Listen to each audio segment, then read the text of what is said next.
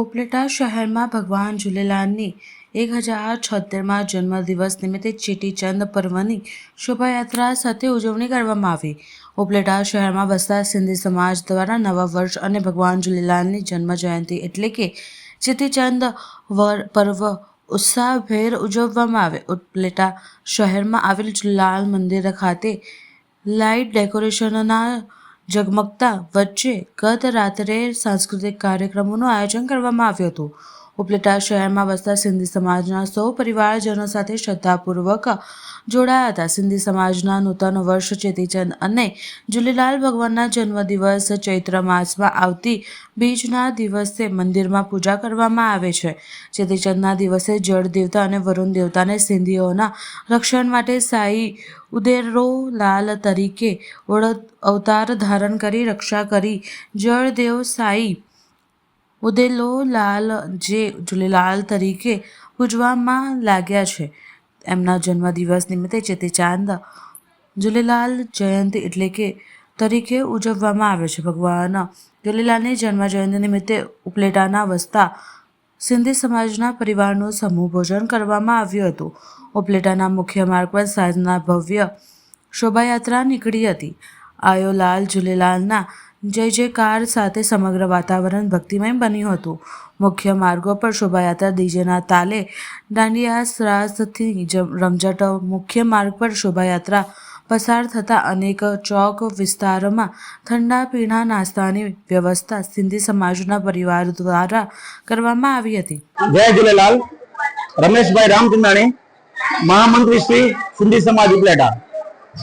આજ રોજ સિંધી સમાજના ઈષ્ટદેવ સાईं झूलेलालजीની 1076મી જન્મ જયંતિ છે. સમગ્ર દેશની અંદર સિંધી સમાજમાં અનેરો ઉત્સાહ છે. ચેટીચંદની ભવ્ય ઉજવણી કરવામાં આવી રહી છે. આ પ્રોગ્રામ અંતર્ગત ઉપલેટા સિંધી સમાજમાં પણ અનેરો ઉત્સાહ છે. સમગ્ર સિંધી સમાજ આ પર્વને ધૂમધામથી ઉજવી રહ્યો છે. કાર્યક્રમોની વણઝાર થઈ રહી છે. સવારે પ્રભાત ફેરી કાઢવામાં આવી હતી. બપોરે લંગર પ્રસાદનું આયોજન કરવામાં આવ્યું હતું. સાંજે એક ભવ્ય શોભાયાત્રા કાઢવામાં આવી હતી. આ શોભાયાત્રામાં આશરે 300 થી 400 વ્યક્તિઓ ભાગ લીધો હતો. શોભાયાત્રા ઉપલેટાના વિવિધ માર્ગો પર ફરી વળી હતી. આ શોભાયાત્રાનું ઠેર ઠેર સ્વાગત કરવામાં આવ્યું હતું.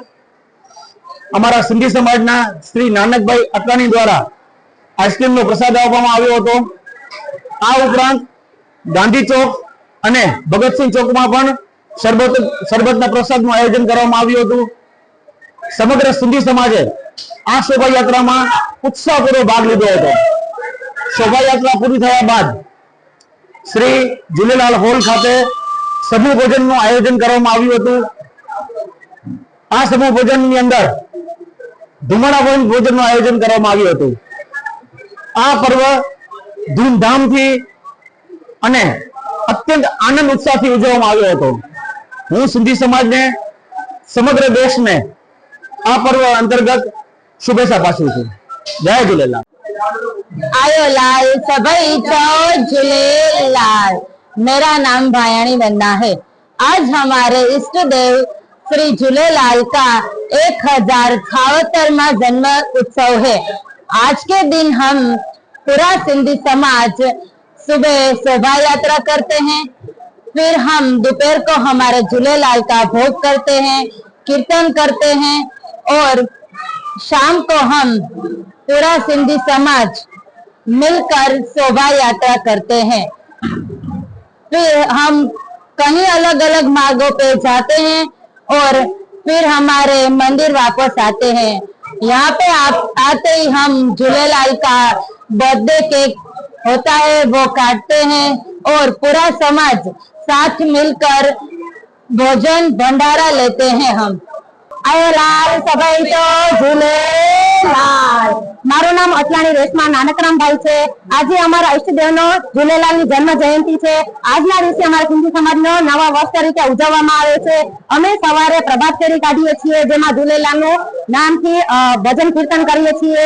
તેમજ શોભાયાત્રા તેમજ પ્રભાત ફેરી પૂરી થઈને મંદિરે આવ્યા બાદ અમે અમારામાં પલ્લવ, કીર્તન, આરતી તે બધું કરીએ છીએ। ત્યારબાદ 12 વાગે ગરીબ લોકોનો ભંડારો કરવામાં આવે છે। ત્યારબાદ સાંજે 5 વાગે જ્યોત જલાવવામાં આવે છે, તેમાં ભજન કીર્તન પલ્લવ આરતી જે બધું થાય છે। ત્યારબાદ સાંજે 6 વાગે ડીજે સહિત ઉપલેટામાં અલગ અલગ શોભાયાત્રા કાઢવામાં આવે છે, જેમાં દર વર્ષની જેમ આ વર્ષ પણ નાનુભાઈ તરફથી આઈસ્ક્રીમ નું આયોજન કરવામાં આવે છે। શોભાયાત્રા વિવિધ માર્ગો પર કરીને પરત મંદિરે આવે છે। મંદિરે શોભાયાત્રા સમાપ્ત થયા બાદ અમે સમૂહમાં ભોજન ગ્રહણ કરીએ છીએ। ત્યારબાદ અમે કેક નું કટિંગ પણ કરીએ છીએ અને અમારા ઝૂલેલાલ જયંતિની પ્રતિષ્ઠાની ઉજવણી કરીએ છીએ।